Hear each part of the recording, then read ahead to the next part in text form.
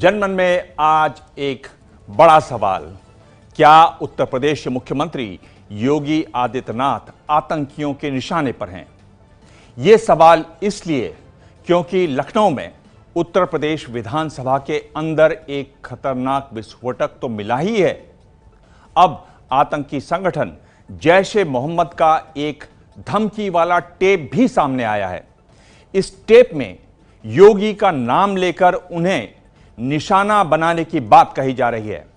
आतंकी हमले के लिए जैश ने इस ऑडियो टेप में आतंक के 5 तरीके गिनाए हैं। हथियारों की जगह गाड़ी, बिजली, पेट्रोल, रसायन और दवाई की बात कही गई है। विस्फोटक मामले में अब तक जांच में जैश के जुड़े होने की बात सामने नहीं आई है, लेकिन यह टेप कई संकेत दे रहा है। जनमन एक्सक्लूसिव।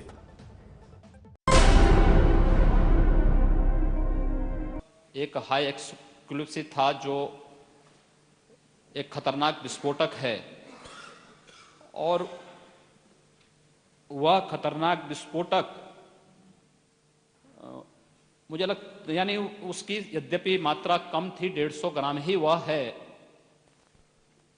इस पूरे विधान भवन को उड़ाने के लिए 500 ग्राम का जो PTN जो विस्फोट पाया गया है वो पर्याप्त है। उत्तर प्रदेश के मुख्यमंत्री कह रहे हैं कि विधानसभा पर आतंकी हमले की साजिश थी, लेकिन क्या निशाने पर खुद योगी आदित्यनाथ थे? सुरक्षा एजेंसियां अभी साफ साफ इस सवाल का जवाब नहीं दे रही हैं, लेकिन ABP न्यूज के हाथ ऐसी जानकारी लगी है जिससे पता चलता है कि आतंक के निशाने पर कोई और नहीं बल्कि सीधे सीधे मुख्यमंत्री योगी आदित्यनाथ ही थे।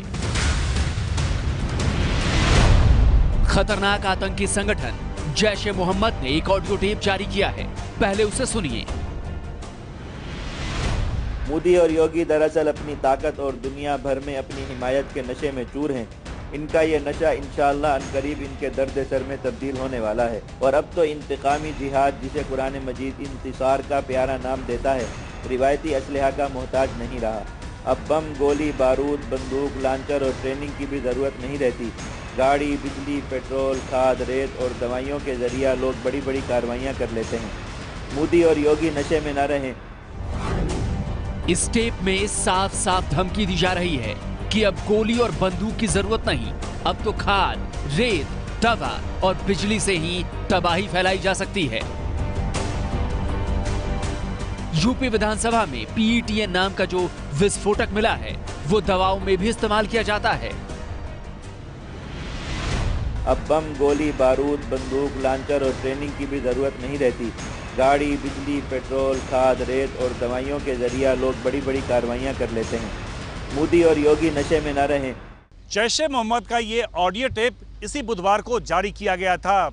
जैश इंटरनेट पर अलग अलग वेबसाइट पर अपना ऑडियो टेप जारी करता है।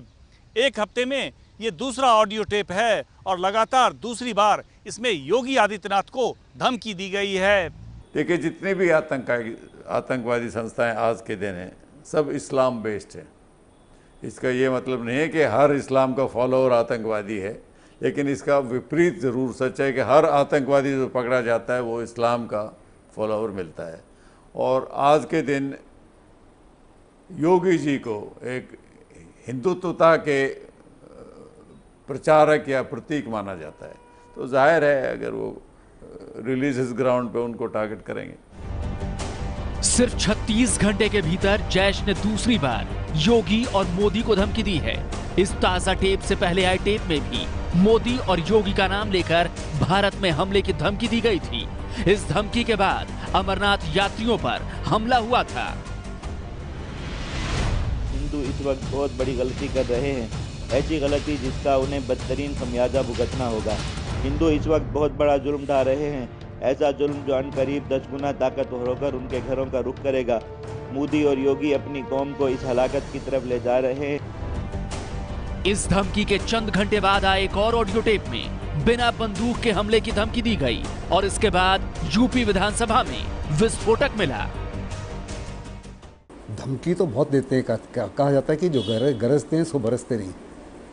हिंदुस्तान को धमकियां आज से कई सालों से ISIS देता रहा है, लगातार 3.5-4 साल देता रहा है, अलकायदा देता रहा है, इंडियन मुजाहिदीन देता रहा है, LET, Jaish e Mohammed, JUD, Taliban individually and collectively देते रहे, लेकिन कुछ कर नहीं पाए क्योंकि हम सतर्क हैं, हमारी सिक्योरिटी फोर्सेस मजबूत हैं। जैश ए मोहम्मद संगठन का सरगना मसूद अजहर है, जो पाकिस्तान में बैठकर भारत में आतंकी हमले करवाता है। मसूद अजहर कई बार बड़ी साजिशों को अंजाम दे चुका है। साल 2001 के संसद पर हुए हमले की साजिश जैश ने ही रची थी। पिछले साल उरी हमले का भी मास्टरमाइंड मौलाना मसूद अजहर ही था। पिछले साल जनवरी महीने में पठानकोट में सेना के बेस कैंप पर हुए हमले में भी इसकी भूमिका रही।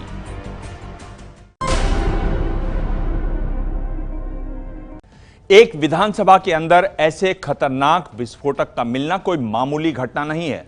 खुद मुख्यमंत्री योगी आदित्यनाथ ने शक जताया है कि यह एक बड़ी आतंकी साजिश का हिस्सा हो सकता है। मुख्यमंत्री ने इसकी जांच राष्ट्रीय एजेंसी NIA से कराने का ऐलान किया है। NIA ने जांच शुरू भी कर दी है। फिलहाल इस जांच का मुख्य बिंदु है विधानसभा के अंदर ऐसे विस्फोटक को क्यों पहुंचाया गया।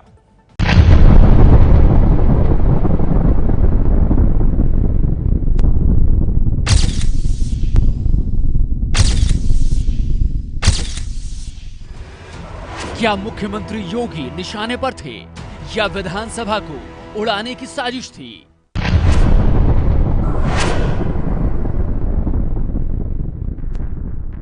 यह है उत्तर प्रदेश की सत्ता का केंद्र। प्रदेश के 22 करोड़ लोगों की सुरक्षा की जिम्मेदारी जिस सरकार पर है वो यहीं से चलती है। लेकिन प्रदेश की सत्ता के इस केंद्र की सुरक्षा में लगी है बड़ी सेना।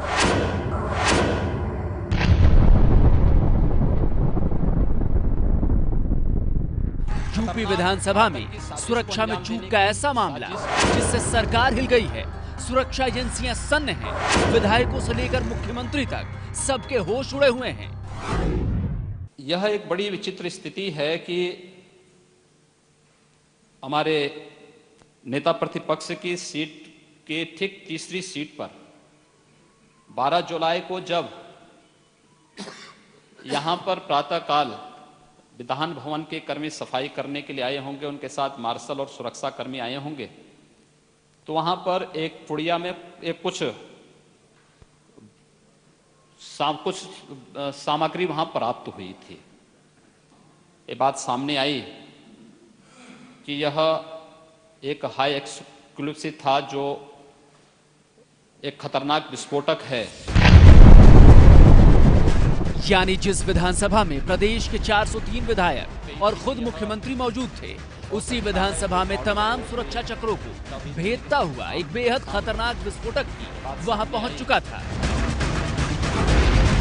आइए अब हम आपको जरा बताते हैं कि यूपी विधानसभा की बिल्डिंग जहां सरकार बैठती है, सभी विधायक बैठते हैं, उसमें चूक किस तरीके से हुई। ये देखिए गेट एक है, एक गेट वहां पर है। इस तरीके से 9 गेट हैं जिससे आप विधानसभा बिल्डिंग के अंदर में दाखिल होते हैं। या तो आप पैदल आ सकते हैं या अपनी गाड़ियों से आते हैं। अगर आप पैदल आते हैं तो उससे पहले आपका पास चेक होगा। अगर आप गाड़ी से आते हैं तो गाड़ी के लिए एक अलग से पास होता है। तो जो भी कोई अंदर आया होगा उसके पास या तो इन दोनों में से कुछ होगा या ऐसे किसी व्यक्ति के साथ आया होगा। और फिर ये वो मेन गेट है विधानसभा के अंदर का। इस गेट पे भी आपकी फ्रिस्किंग होती है, मेटल डिटेक्टर से जांच होती है, आपके पास की दोबारा से चेकिंग होती है।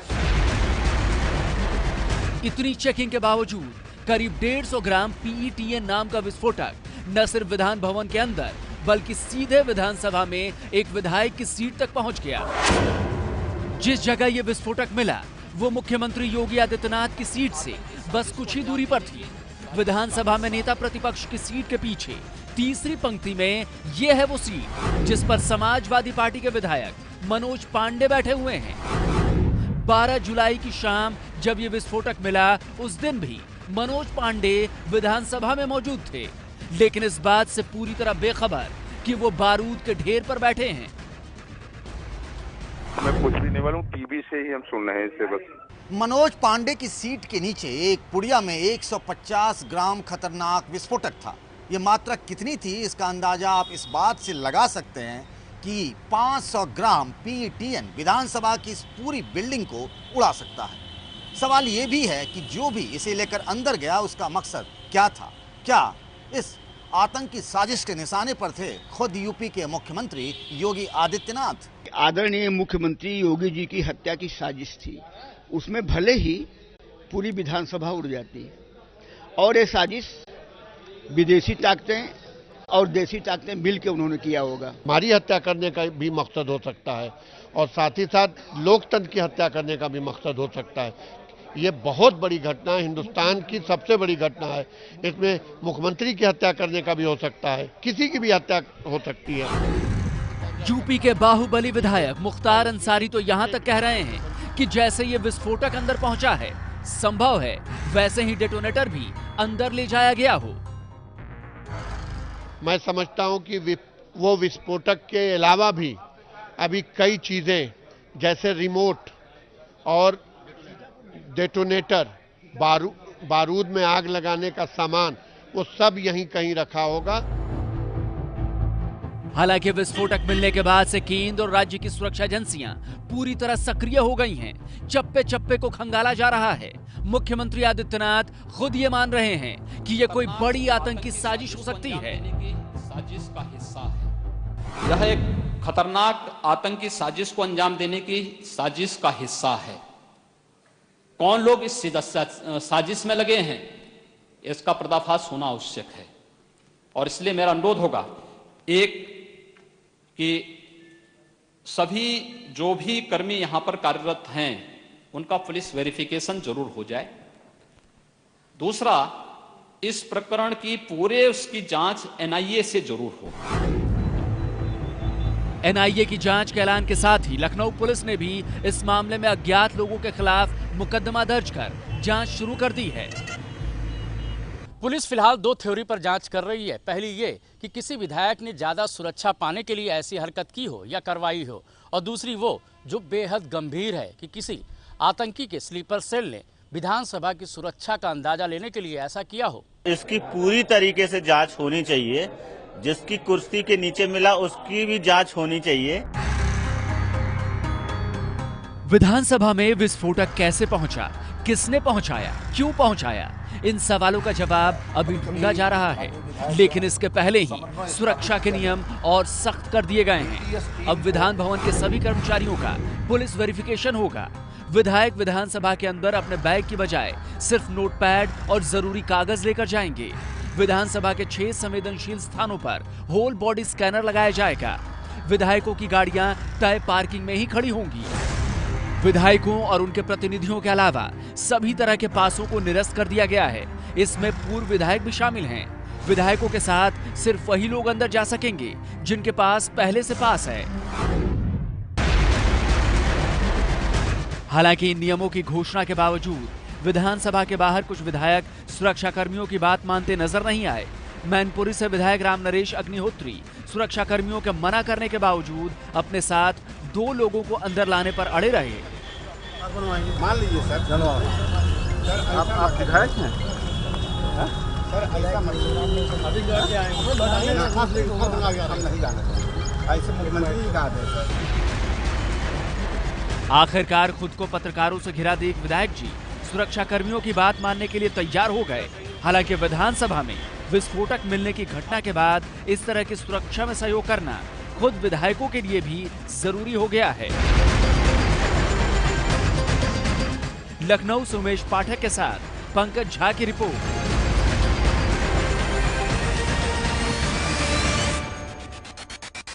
उत्तर प्रदेश की विधानसभा के भीतर विस्फोटक का मामला सुरक्षा में एक बहुत बड़ी चूक है। सदन में विस्फोटक कहां मिला और वहां से मुख्यमंत्री योगी आदित्यनाथ कितनी दूरी पर बैठते हैं, बता रही हैं रोमाना। हम आपको समझाने की कोशिश करते हैं कि उत्तर प्रदेश की विधानसभा के भीतर यह विस्फोटक मुख्यमंत्री योगी आदित्यनाथ की सीट से कितनी दूरी पर रखा हुआ था और अगर इस पर विस्फोट हो जाता तो नुकसान कितना बड़ा हो सकता था। दरअसल यूपी विधानसभा में मुख्यमंत्री योगी आदित्यनाथ की सीट ये है, यहीं पर योगी आदित्यनाथ बैठते हैं और योगी के ठीक सामने वाली ये जो सीट देख रहे हैं आप, नेता विपक्ष की समाजवादी पार्टी के नेता राम गोविंद चौधरी नेता विपक्ष हैं, वो इसी सीट पर बैठते हैं। और देखिए उनकी सीट के पीछे तीसरी सीट के नीचे जहां पर PETN विस्फोटक मिला, वो सीट भी आप देख रहे हैं। मुख्यमंत्री योगी जहां बैठते हैं वहां से जिस जगह पर विस्फोटक मिला है, ये फासला देख रहे हैं आप, करीब 7 मीटर की ये दूरी है। और देखिए अब सवाल ये कि मान लीजिए इसमें अगर विस्फोट हो गया होता तो क्या होता। सुरक्षा विशेषज्ञों के मुताबिक 150 ग्राम 150 ग्राम PETN में अगर विस्फोट किया जाता तो 3 से 4 मीटर के दायरे में इसका नुकसान होता। यानी तय है कि ऐसा होने पर कुछ विधायकों की जान तो जरूर चली जाती। यूपी विधानसभा में मिले विस्फोटक का नाम है PETN। यह बेहद खतरनाक और पकड़ा न जाने वाला विस्फोटक होता है। कम मात्रा में भी यह बड़ी तबाही मचाता है। आज खुद मुख्यमंत्री योगी आदित्यनाथ ने बताया कि सिर्फ 500 ग्राम PETN से पूरी यूपी विधानसभा को उड़ाया जा सकता है। यूपी विधानसभा में जो विस्फोटक PETN मिला है उसकी ताकत कितनी है ये इस वीडियो में दिखाई देती है। तस्वीरों में जितना बड़ा धमाका आप देख रहे हैं वो सिर्फ 200 ग्राम PETN से हुआ है। ये विस्फोटक एक किस्म का बारूद है और हर बारूद जो होता है बड़ा खतरनाक होता है, लेकिन ये दुनिया में जो सबसे ज़्यादा भयंकर और खतरनाक और नुकसानदेही विस्फोटक हैं उसमें RDX और PETN है। यूपी विधानसभा में करीब 150 ग्राम PETN मिला है, यानी अगर इसमें विस्फोट होता तो तबाही मचनी तय थी। एक खतरनाक विस्फोटक है और वह खतरनाक विस्फोटक मुझे यानी उसकी यद्यपि मात्रा कम थी, 150 ग्राम ही वह है।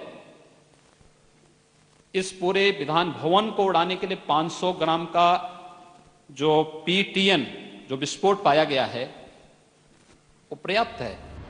विशेषज्ञ भी योगी आदित्यनाथ की इस बात पर मुहर लगाते हैं कि अगर PETN की मात्रा 500 ग्राम होती तो उससे पूरी यूपी विधानसभा को उड़ाया जा सकता था। वो 150 ग्राम था, सफिशिएंट था वो इलाका जहाँ पे पूरे विधायक बैठते हैं उन सबको ब्लो ऑफ करने के लिए। 500 ग्राम होता तो उन्होंने कहा ये पूरा का पूरा जो इमारत है विधानसभा वो ब्लो ऑफ हो सकती थी। इसका पूरा नाम पेंटेरीथ्रिटोल ट्राइनाइट्रेट है। दुनिया के सबसे ताकतवर प्लास्टिक विस्फोटकों में इसका शुमार होता है। दिखने में ये सफेद पाउडर की तरह नजर आता है। सेना और माइनिंग में इसका सबसे ज्यादा इस्तेमाल किया जाता है। आतंकी संगठनों में यह विस्फोटक बेहद लोकप्रिय है। लश्कर-ए-तैयबा, अल-कायदा और हिजबुल मुजाहिदीन जैसे आतंकी संगठन PETN का इस्तेमाल करते आ रहे हैं। दरअसल आतंकी संगठनों द्वारा इसे पसंद किए जाने की कई बड़ी वजहें हैं। सबसे बड़ी वजह यह है कि इसे पकड़ पाना यानी इसकी शिनाख्त कर पाना बेहद मुश्किल है। प्लास्टिक जैसा होने की वजह से यह मेटल डिटेक्टर की पकड़ में नहीं आता। यहां तक कि स्निफर डॉग्स की नाक भी इसकी गंध की पहचान नहीं कर सकती। PETN जो है इजीली डिटेक्ट नहीं हो सकता। आपके मेटल डिटेक्टर्स होते हैं उसके बीच में भी आसानी से डिटेक्ट नहीं हो सकता, इसके लिए स्पेशल अरेंजमेंट्स होती हैं। तो ये इसका वहाँ पाया जाना बहुत ही बड़ी सुरक्षा की बेचूक है। बड़ी चूक इसलिए क्योंकि इस विस्फोटक की छोटी मात्रा भी बड़ी तबाही मचा सकती है। PETN की सिर्फ 100 ग्राम मात्रा से धमाका कर एक कार को आसानी से उड़ाया जा सकता है।